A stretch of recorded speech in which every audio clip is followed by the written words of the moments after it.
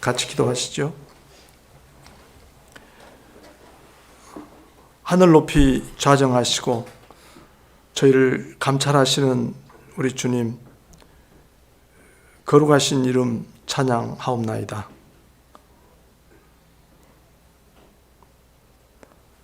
주님의 어떠하심과 또 우리를 위하여 하신 일들을 생각하며 주님의 높은 이름에 영광을 돌립니다. 저희를 속하셨고 저희의 삶을 낱낱이 주관하시고 인도하시는 하나님께 찬양을 드립니다.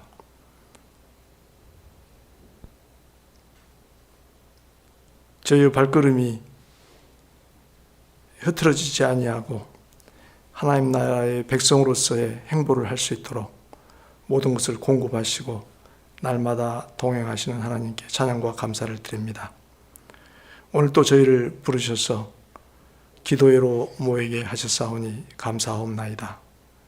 저희가 마음을 하나로 하고 또 저희 각자가 저희의 온 영혼을 다하여 하나님을 높이며 하나님을 바라며 주의 말씀에 귀를 기울이게 하시옵소서. 저희가 하나님의 자녀라는 큰 명분을 얻었으니 그 이름에 합당한 자들 되게 해주시기를 간절히 소원합니다. 저희 믿음이 날마다 자라가게 하시고 어두운 세상 속에서 빛으로 드러나는 저희가 되게 해주시기를 원합니다. 세상에는 흉흉한 소식이 많습니다. 저희 자신을 겸손히 돌아보게 하시고 세상으로 하여금 주님의 어미를 알게 해주시기를 간절히 바라옵나이다. 주님, 이 시간도 우리에게 하나님 말씀 주시겠사오니 사모함으로 귀 기울여 듣고 그 말씀으로 말미암아 저희가 소생함을 얻을 수 있도록 인도하여 주옵소서. 우리 구주 예수님 이름으로 기도하옵나이다. 아멘. 오늘 함께 생각할 하나님의 말씀은 이사야 41장 8절로 13절 우선 보도록 하겠습니다.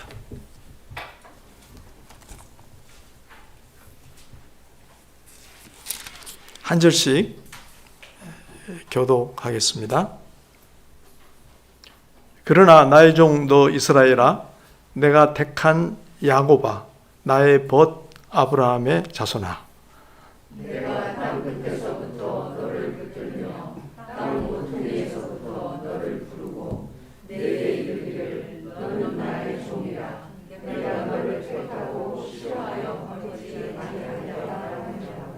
두려워하지 말라. 내가 너와 함께 함이라. 놀라지 말라. 나는 내 하나님이 됨이라. 내가 너를 굳세게 하리라.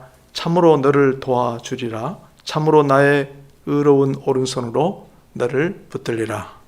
보라, 내 거하는 자들이 수치와 욕을 당할 것이요 너와 다투는 자들이 아무것도 아닌 것 같이 될 것이며 멸망할 것이라.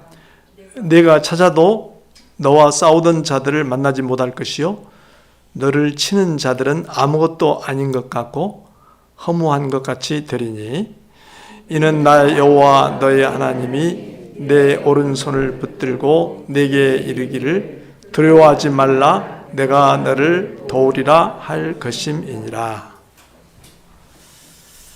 제목을 방금 읽은 말씀에도 나왔습니다만 두려워하지 말라. 방금 말씀에 몇 번 나왔죠? 많이 나왔어요? 네. 예, 두 번쯤 나온 것 같습니다. 자, 그러면 오늘 말씀 서론 도입을 이렇게 해봤습니다. 히스기야 왕은 바벨론 사절들에게 궁궐과 나라 안의 모든 것을 보여주었다. 지난주에 우리가 살펴봤던 말씀이죠. 36장부터 39장 말씀을 우리가 봤는데 39장의 얘기였습니다. 오늘 본 41장, 그러니까 40장부터 시작하는 새로운 부분 바로 앞에 이야기가 나왔습니다. 하나님께서는 이스라엘을 통해 히스기야를 꾸짖으시고 한 세기 후에 바벨론으로 인해서 일어날 재난을 예고하셨습니다. 하나님께서 심판을 선언하신 거죠. 그러나 하나님께서 그들을, 이스라엘을 영원히 버리시겠다는 것은 아니었습니다. 만국을 다스리시는 하나님께서 이스라엘을 해방하시고 다시 고향으로 돌아오게 하실 것입니다. 그래서 이사야서 40장부터 66장은 바로 그 이야기를 하고 있습니다. 그 중에서도 40장부터 55장은 포로들을 위로하며 그들의 귀환과 회복을 약속하신 말씀입니다. 이렇게 39장까지, 특히 39장의 이야기와 40장부터 이야기를 연결해서 생각을 하시고 40장부터 66장까지 27장은 또 두 부분으로 나누어서 우선 55장까지는 포로들을 위로하며 그들의 귀환과 회복을 약속하신 말씀으로 간략하게 그 내용을 간직하고 우리가 공부를 해가도록 하십시다. 오늘은 특별히 이 부분 40장부터 55장 또는 좀 더 앞쪽에 그 두드러진 주제로 나타나는 두려움의 문제를 집중해서 탐구하기로 하겠습니다. 하나님께서 포로 생활이 끝났음을 선언하셨지만 그들에게는 두려움이 앞섰을 것입니다. 그러나 하나님께서는 두려워하지 말라고 그들을 격려하십니다. 두려워하지 말라, 이 말씀 구약성경과 신약성경 요소에 성도들에게 하나님께서 주시는 말씀이죠. 우리 신약 성도들에게도 매우 적실한 말씀입니다. 우선 이 부분의 서두를 잠깐 살펴보기로 할까요? 우리가 읽지 않고 넘어갔는데 40장 1절, 2절을 보도록 하십시다. 아무래도 이사야 후반부에 맨 머리가 되기 때문에 그쪽을 한번 보는 것이 또한 좋을 것 같습니다. 자, 2절 말씀을 우리 한 목소리로 읽어보도록 하겠습니다. 너의 하나님이 이르시되 너희는 위로하라, 내 백성을 위로하라. 너희는 예루살렘의 마음에 닿도록 말하며 그것에게 외치라. 그 노역의 때가 끝났고 그 죄악이 사함을 받았느니라. 그의 모든 죄로 말미암아 여호와의 손에서 벌을 배나 받았느니라 할지니라 하시니라. 하나님께서 하신 말씀, 40장부터는 하나님이 이르시되, 하나님께서 직접 하시는 말씀 또는 선지자나 다른 사람을 통해서 하시는 말씀이 많이 등장합니다. 이 부분에서는 내 백성을 위로하라라는 하나님의 말씀으로 시작이 됩니다. 이것이 66장까지의 전체 주제입니다. 내 백성을 위로하라. 여기서 너희는 위로하라 했는데 하나님께서 바로 백성에게 내가 너희를 위로하노라 하지 않고 너희라는 사람에게, 너희라는 대상에게 위로의 말씀을 전하라, 선포하라고 당부 내지는 명령하십니다. 너희가 누구일까요?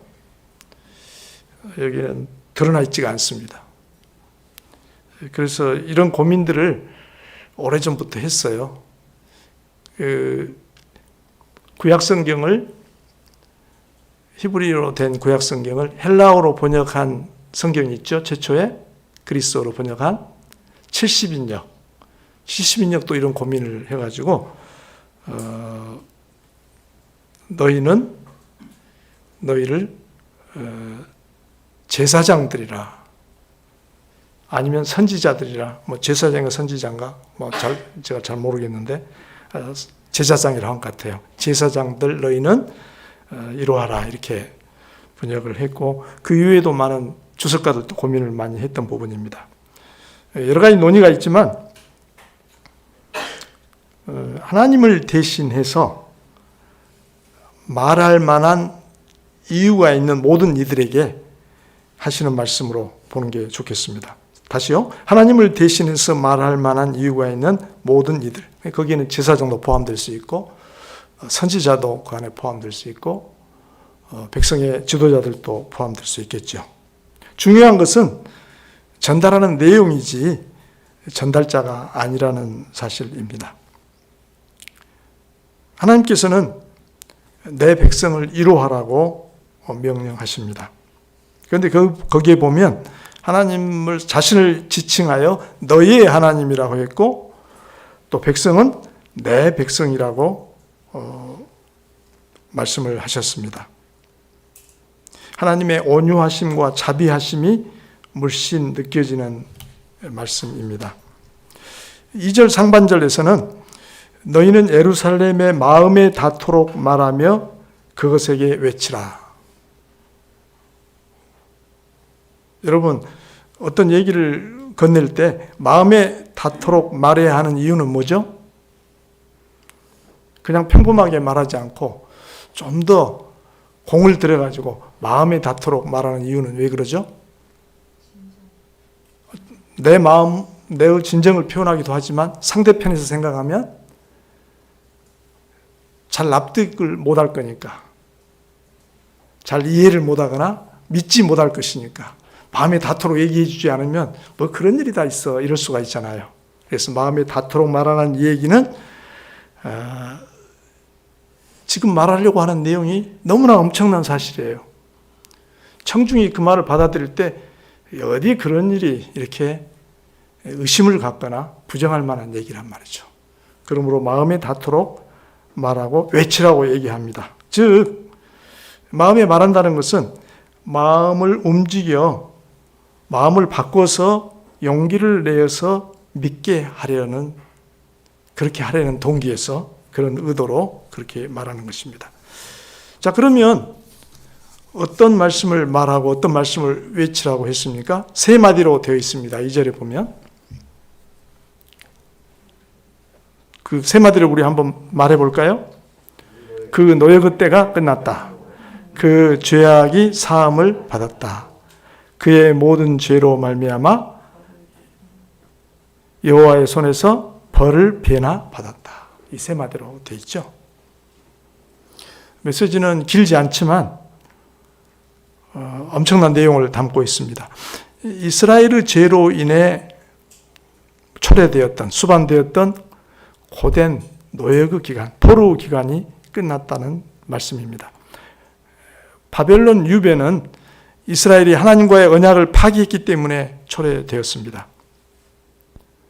여기서 하나님께서 베푸시는 위로는 이스라엘의 부당한 고난에 대한 일종의 보상이 아니라, 너희들이 부당하게 고난을 당했는데 내가 보상해 주마, 이런 얘기가 아니라 하나님의 과분한 용서의 결과입니다.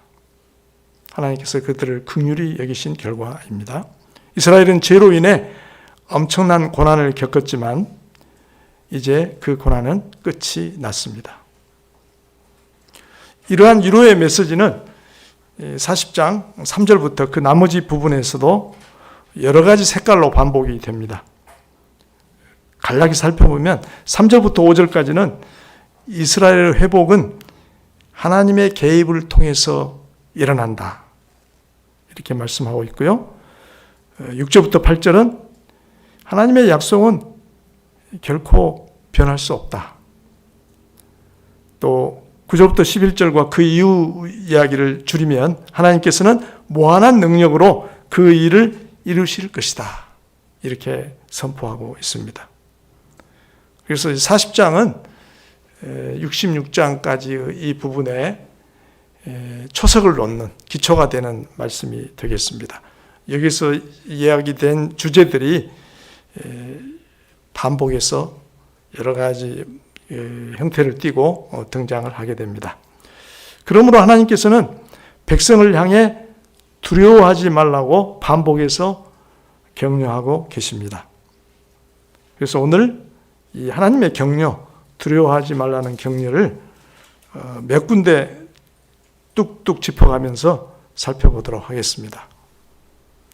먼저 격려 1입니다.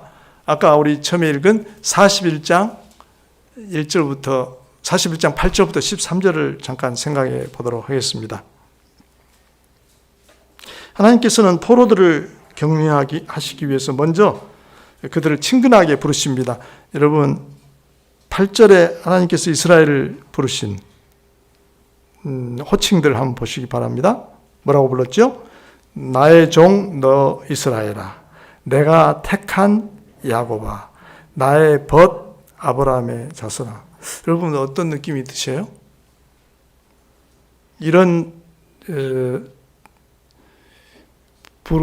부르심, 이렇게 호칭하는 말에서 느끼는 감정은 어떤 감정이죠? 사랑하고 애틋하게 생각하고 친근한 그런 감정이죠. 특별히 나의 종 너 이스라엘이라는, 여기서 종은 주인이 맡긴 일을 수행하는 사람이죠. 그래서 이스라엘이 하나님의 종으로 계속 등장을 해요. 이제 죄를 지어서 하나님의 심판을 받아 나락에 떨어졌던 그 이스라엘을 하나님께서 그분의 언약을 기억하시고 잊지 않으시고 다시 그분의 사명을 수행하는 종으로 세우겠다, 종의 자리에 회복시키겠다 하는 얘기가 전면에 깔려 있습니다.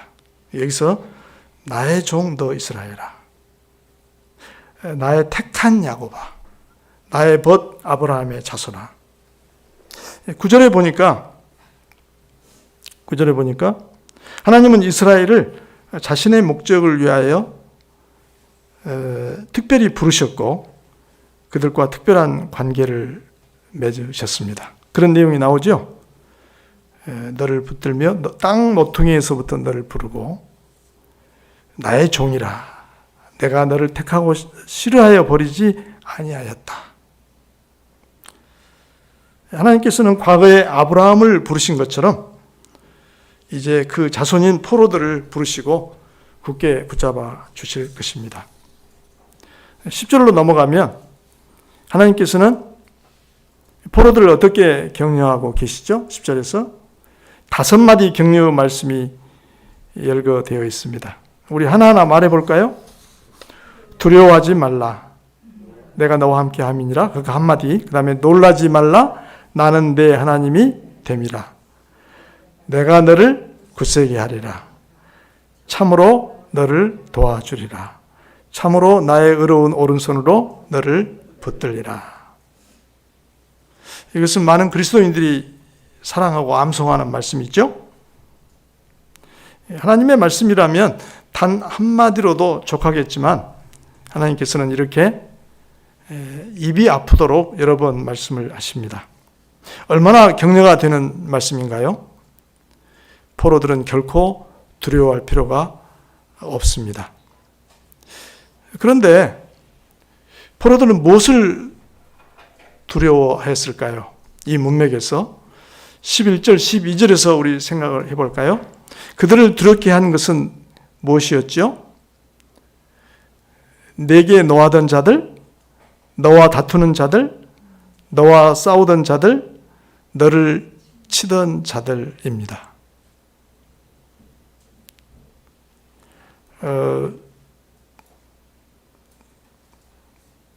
예루살렘을 침략하여 함락하고 그들을 포로로 잡아가서 유배 생활을 시켰던 자들이고, 이제 70년이 흘러서 하나님의 자비로 그들이 해방을 맞아 돌아오려고 하는데 그들에게 두려움을 주는 이런 존재들이 앞을 가로막습니다.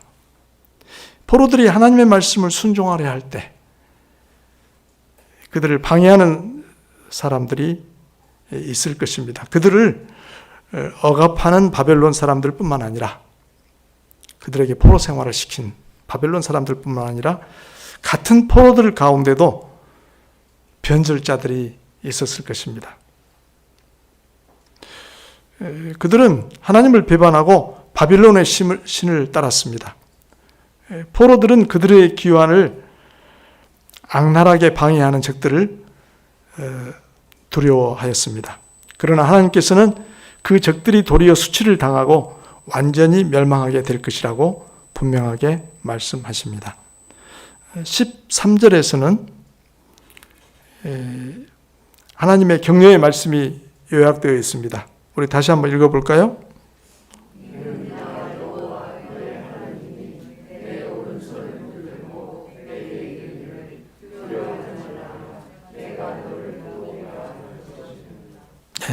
얼마나 든든한 격려의 말씀인지 모르겠습니다. 이처럼 이스라엘 포로들은 고향으로 돌아오려고 할 때 그들을 방해하는 사람들 때문에 두려워하였습니다. 그 두려움을 극복하지 못하면 그토록 그리던 고향에 돌아가는 것을 포기하고 말 것입니다. 그러나 하나님께서는 절대 두려워하지 말라고 격려하십니다. 하나님께서는 이스라엘을 그분의 목적을 위해 종으로 선택하셨고 그들을 굳세게 붙들어 주시겠다고 말씀하십니다. 그들의 귀환을 방해하는 세력들은 사라져 버릴 것입니다. 오늘날 우리가 하나님의 뜻을 따르려고 할 때 우리 앞에는 우리를 위협하고 방해하는 자들이 나설 수 있습니다. 그러나 하나님께서는 우리에게 사람들을 두려워하지 말라고 말씀하십니다. 다윗은 시편 56편에서 이렇게 읊었습니다.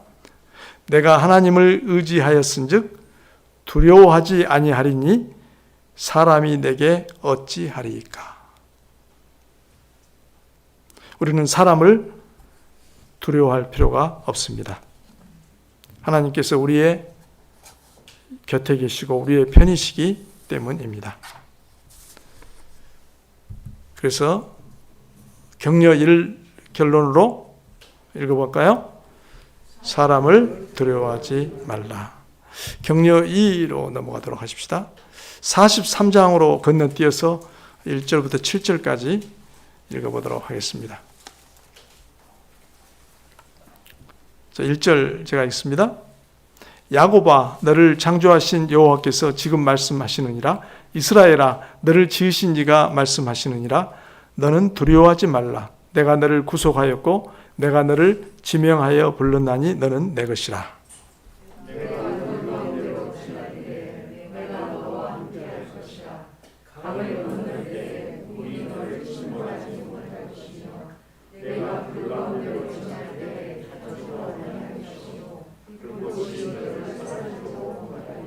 두려워하지 말라. 내가 너와 함께하여 네 자손을 동쪽에서부터 오게 하며 서쪽에서부터 너를 모을 것이며. 저기 중간에 생략했네요. 제가 5절로 갔습니다. 여러분 6절 읽으세요. 네.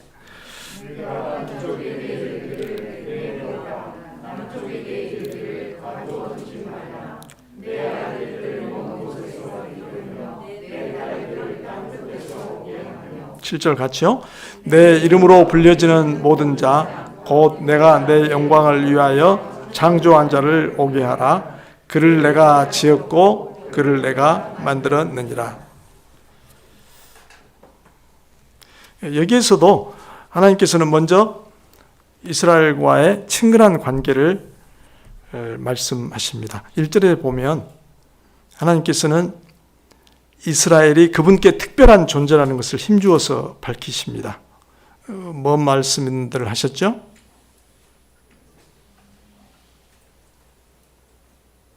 너를 우선 창조했다고 그랬죠? 너를 창조하신 여호와께서. 그리고 너를 지었다. 같은 말이지만, 그리고 너를 구속하였다. 구원하였다. 그리고 너를 지명하여 불렀다. 그리고 너는 내 것이다. 이 유명한 말씀이 많이 나오네요, 오늘.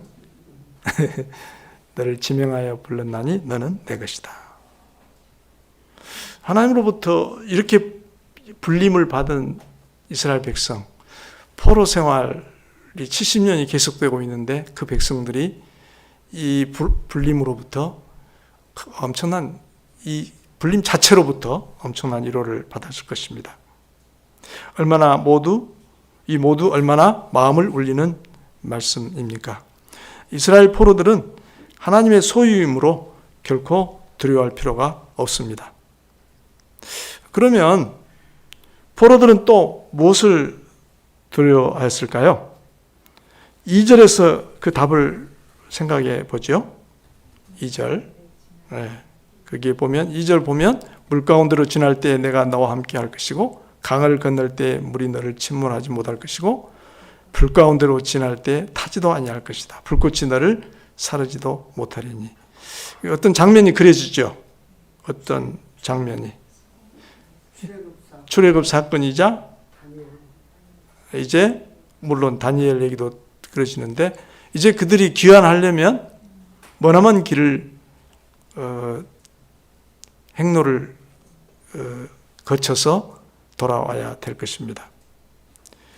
포로들이 고향으로 돌아가는 길은 험하고 멀 것입니다. 다리도 없는 넓은 강들을 건너야 하고 한없이 이어지는 사막을 가로질러야 합니다. 들짐승과 강도들을 만날 수도 있고 장렬하는 태양볕에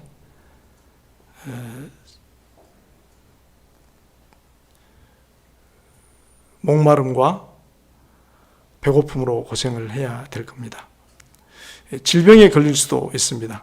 몇 달이 걸릴지 모르는 두 길을 두 발로 걸어가야 합니다. 또 포로가 된 지 수십 년을 보내면서 모은 재산과 자식들을 데리고 그 먼 여행길을 가야 합니다. 과연 무사히 돌아갈 수 있을까? 우리도 36년간 일제강점기를 거쳤잖아요. 그때 많은 분들이 고국을 떠났죠. 여러 가지 이유로. 연변 지방도 가 있었고 만주, 일본에도 가 있었고 세계 여러 곳으로 흩어졌습니다. 그중에 어떤 분들은 탈탈 털고 돌아왔지만 어떤 분들은 너무나 그곳에 안정된 생활이 구축이 돼가지고 돌아오지 않고 그쪽에 머물렀지 않습니까? 만감이 교차했을 것입니다. 여러 가지로 깊은 고민을 해야 할 상황이었을 겁니다. 그들은 두려운 마음에 지레 겁을 먹고 포기할 수도 있었을 것입니다. 물론 반드시 예루살렘에 돌아와야만 되는 것은 아니었죠. 그것을 신앙의 척도로 유일하게 삼을 수는 없을 겁니다. 왜냐하면 우리는 그 역사를 알고 있지만 에스더나 또 나중에 한참 후대의 일이지만 느헤미야나 에스라를 낳은 부모들, 그 조상들은 돌아오지 않고 그곳에 정착해 있었고 그들 가운데 또한 하나님의 역사는 계속이 됐습니다. 그러나 모두가 그렇게 된다면 하나님께서 이스라엘을 종으로 부르시고 그들을 다시 귀환하게 하셔서 그들로 말미암아 하시려는 일들에 차질이 빚어졌을 것입니다. 하나님께서는 이것을 잘 아시기에 그들에게 다시 격려와 확신을 보내십니다. 내가 너희와 함께 할 것이기에 물이 너를 침몰시키지 못할 것이고 불 속을 걸어가도 걸리지 않을 것이며 불꽃이 너를 태우지 못할 것이다. 5절에 보면 다시 두려워하지 말라는 말씀이 나옵니다. 왜 그런가요? 하나님께서 이스라엘 백성이 어디에 있든지 돌아오게 하실 것이기 때문입니다. 7절에서는 이스라엘 포로들을 향한 하나님의 강력한 의지가 잘 표현되어 있습니다. 다시 우리 7절 읽어볼까요? 내 이름으로 불려지는 모든 자, 곧 내가 내 영광을 위하여 창조한 자를 오게 하라. 그를 내가 지었고 그를 내가 만들었느니라. 그러므로 그들 앞에 놓여 있는 아무리 거칠고 위험한 환경도 고향에 돌아가는 길을 막을 수가 없습니다. 이스라엘 포로들은 환경을 두려워할 필요가 없었습니다. 우리가 하나님의 뜻을 따르려고 할 때 때때로 환경이 우리의 앞길을 가로막습니다. 그러나 우리는 환경을 두려워할 필요가 없습니다. 하나님께서 친히 우리와 함께 하시고 우리의 길을 열어주실 것이기 때문입니다.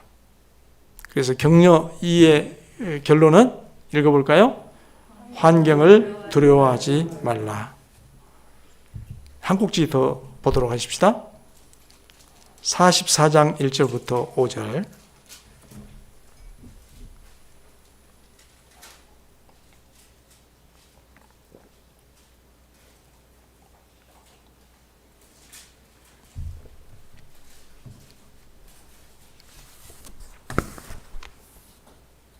자, 교독하겠습니다. 나의 종 야곱, 내가 택한 이스라엘아, 이제 들으라.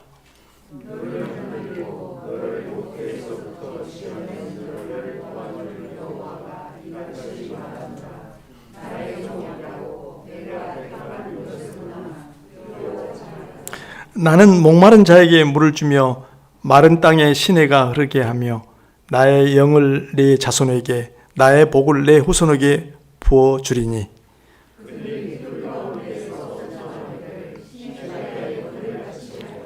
같이요. 한 사람은 이르기를 나는 여호와께 속하였다 할 것이며 또 한 사람은 야곱의 이름으로 자기를 부를 것이며 또 다른 사람은 자기가 여호와께 속하였음을 그의 손으로 기록하고 이스라엘의 이름으로 존귀 여김을 받으리라. 다시 한번 하나님께서는 먼저 자신과 이스라엘의 관계를 말씀을 하십니다. 1, 2절에 여러 가지 표현으로 기록이 되어 있죠. 하나님께서는 이스라엘을 여기서는 뭐라고 부르시죠? 나의 종 야곱, 또 내가 택한 이스라엘. 또 2절에 가면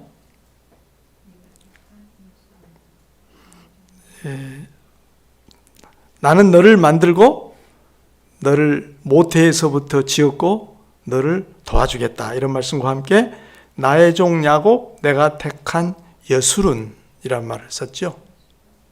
여수룬은 신명기에 나오는 호칭인데